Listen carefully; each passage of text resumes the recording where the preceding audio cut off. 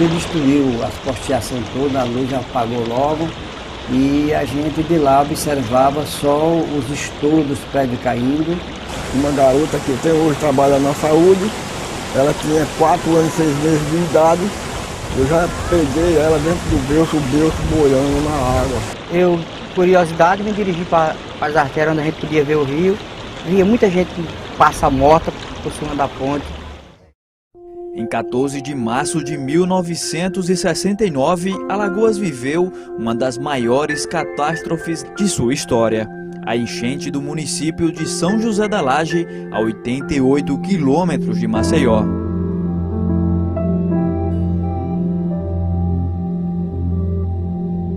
A origem da tragédia teria sido uma tromba d'água que atingiu o Rio Canhoto, na altura do município de Canhotinho, em Pernambuco. Nessa ponte onde nós estamos, passaram vários corpos, carros, tratores, ela ficou totalmente submersa. Aquelas casas lá, onde está bem distante, o rio tomou conta. Centenas de pessoas morreram. O volume do rio aumentou rapidamente e destruiu a barragem da usina Serra Grande, formando uma espécie de onda que desceu com força e pegou de surpresa a parte baixa da cidade em plena madrugada.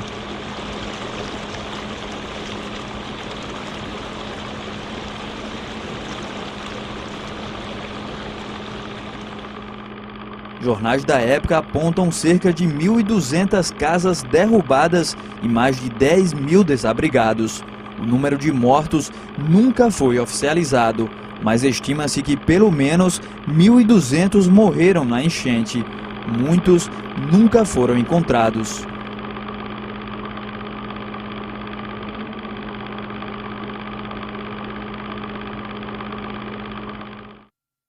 E uma dessas casas era de seu Valdemar Matias, antigo comerciante e político da cidade, hoje poeta. Só Deus sabe como que eu saí da água naquela hora. Já com água na cintura, já descendo gente morrendo, descendo copos, tambor de óleo da usina Serra Grande, gasolina. Chegou a ver muita gente morrendo? Eu vi. Muitos prédios caídos, a gente só via os talos, os estouros dos prédios caindo dentro da cheia, dentro da água. 4 horas de cheia para acabar São José da Laje. Porque ela chegou 2h40. Às 6 horas ela já tinha baixado mais de 5 metros de água. Seu Oswaldo Timóteo era comerciante e vice-prefeito da cidade na época da tragédia.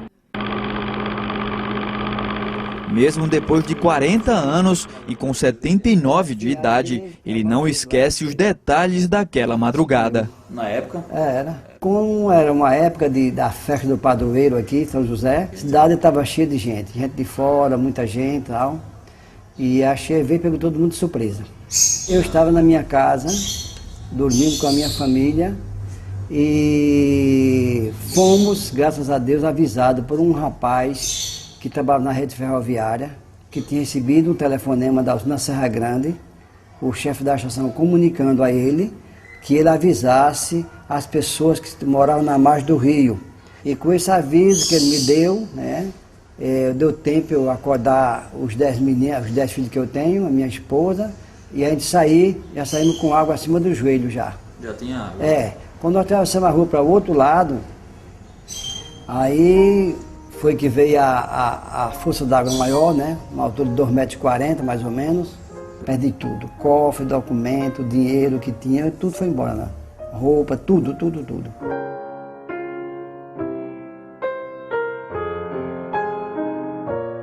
Pegamos uma escola que tinha um alpendre grande lá, nós ficamos lá. E as pessoas gritando, pedindo socorro.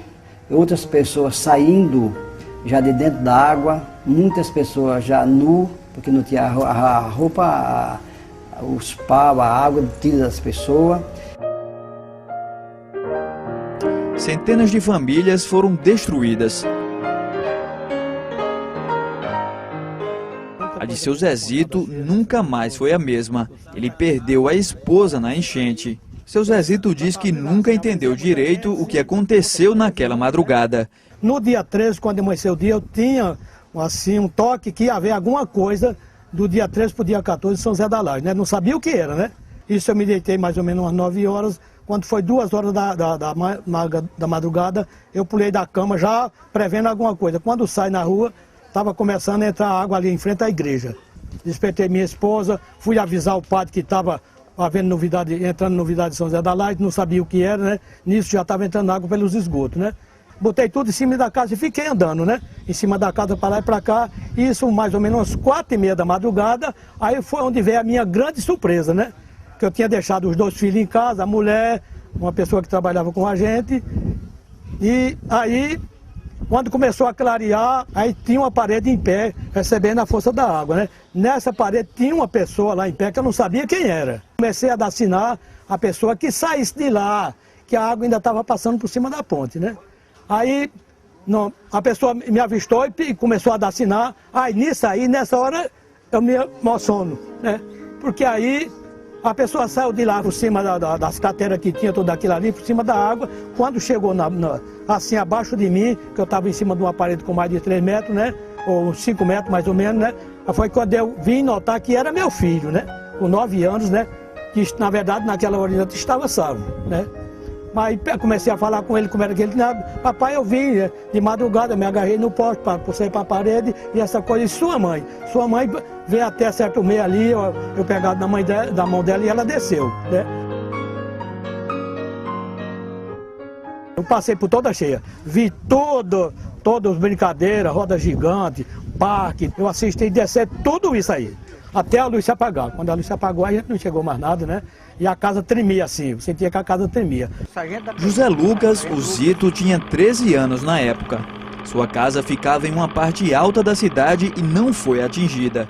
Ele conta que no dia 14 de março de 69, viveu o momento mais difícil de sua vida. Acordei junto com meu pai, alta hora da madrugada já, com os estrondos, né? A zoada, o barulho da rua. Eu, curiosidade, me dirigi para as artérias onde a gente podia ver o rio.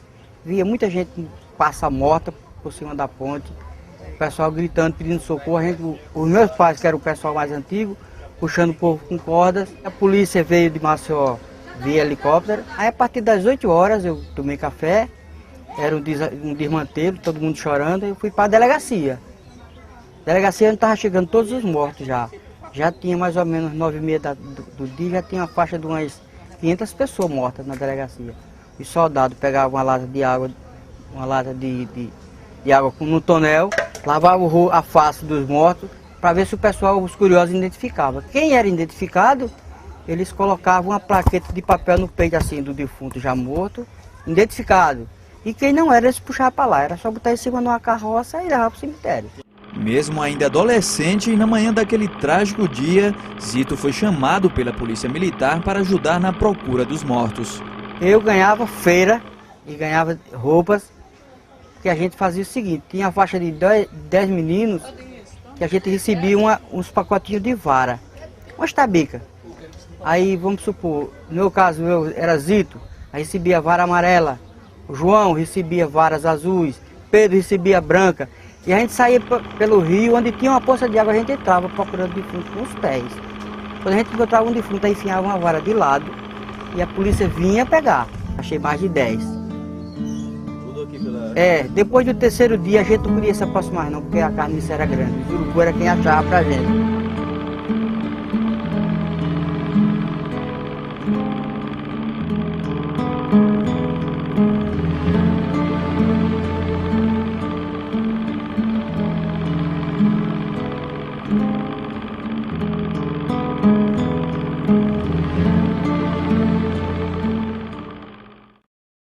Em 1914, quando o São José da Laje tinha apenas 300 casas, tinha 12 casas comerciais, mas todas na margem do rio ali.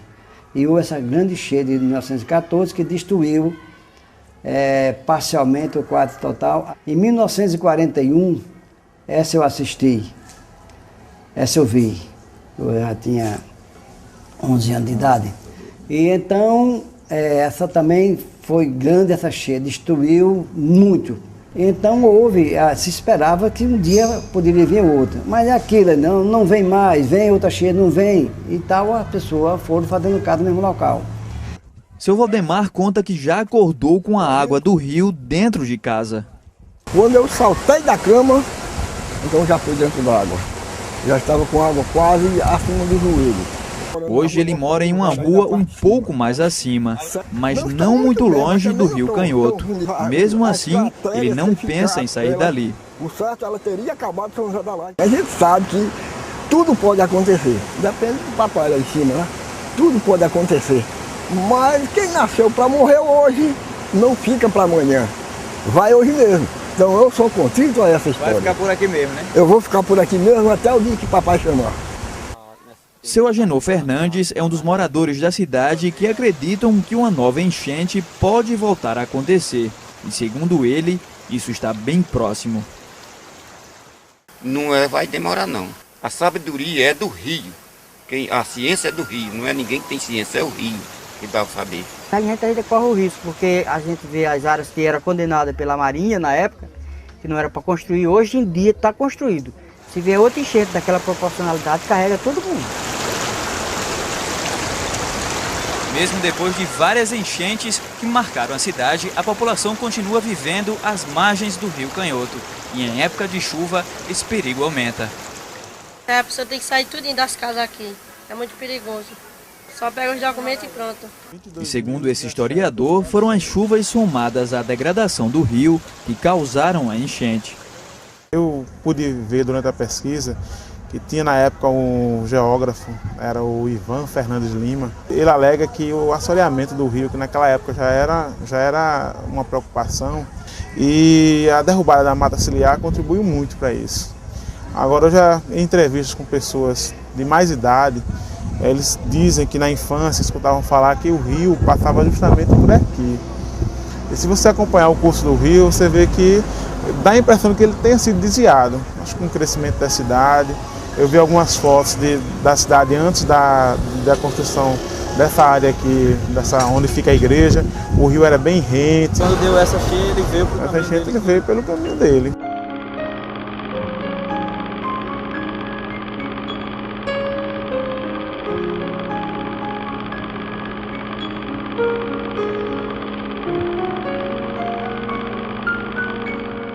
A teoria que eu tenho é o seguinte, na usina Serra Grande, uma cidade que fica acima a usina que fica acima da cidade de 6 km, ela tem uma passagem de trilho, onde passava um trem da usina para carregar cana, acredito, e abaixo desse trilho uma espécie de um pontilhão, onde passava era acesso ao rio. O rio transpassava sobre esse trilho.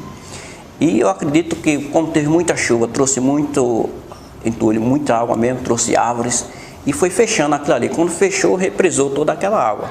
Como aquilo ali não foi feito com estrutura para ser uma represa, estourou e saiu levando o que tinha abaixo. E abaixo estava São José da Laje.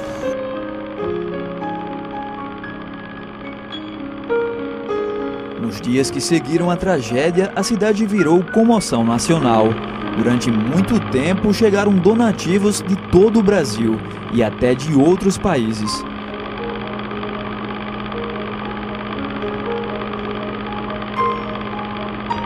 Nessas imagens da época, o governador Lamenha Filho sobrevoa a região que foi destruída pela enchente. Depois da remoção dos cadáveres, né, tudo, sepultaram lá, enterraram em valas, foi cavado vala no cemitério, valas enormes, e botado um enterro assim, em mutirão, assim, muitos numa vala só, né. Aí começou a parte de assistência à população, né? O governo mandou a equipe de pessoal com remédios, com médico universitário, a equipe de pessoas para trabalhar, a Polícia Militar da Lagoa veio com comando, o mundo todo se comoveu, porque na realidade as manchetes dos jornais naquela época diziam uma cidade fora do mapa, São José da Laje, Alagoas, Brasil. E isso comoveu o mundo todo, né? E de todas as partes, de vários países, mandaram ajuda aqui, alimentação, agasalho, víveres, essa coisa todinha, para socorrer a população naquela época.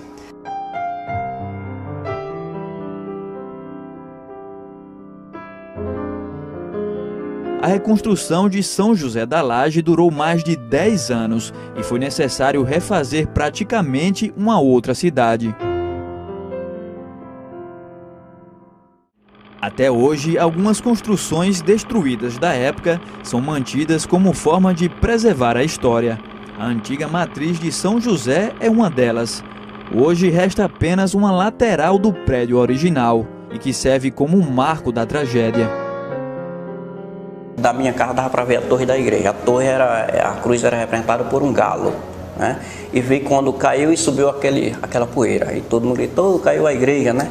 Então eu lembrei de uma coisa que eu tinha visto dias antes, ou meses antes, não posso precisar o tempo, quando eu passei perto nessa igreja, estava uma pedinte sentada lá, na igreja mesmo, assim, numa espécie de um cais sentado, né? Numa barra da igreja, e ela falou para mim, disse, um dia vai dar uma cheia nessa cidade que vai lavar o galo dessa igreja. E eu olhei para aquele galo, para aquela altura, e pensei comigo, se a água chegar ali em cima, não vai ficar ninguém nessa cidade. Então, nesse dia, quando eu vi que a torre cair, eu lembrei desse momento. Poxa, a água não chegou em cima, mas derrubou o galo e lavou o galo.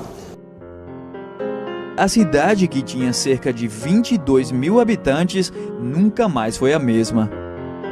Poucas pessoas sabem quem foi o fundador, como se fundou a cidade, mas a enchente, praticamente todo mundo sabe alguma história, escutou falar. Então tem um lugar no imaginário da população muito grande.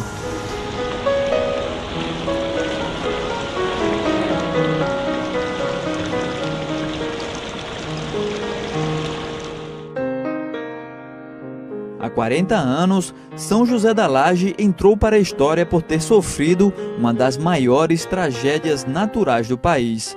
Um destino trágico, mas ao que parece, não aprendido por seus governantes e por uma parte de sua população.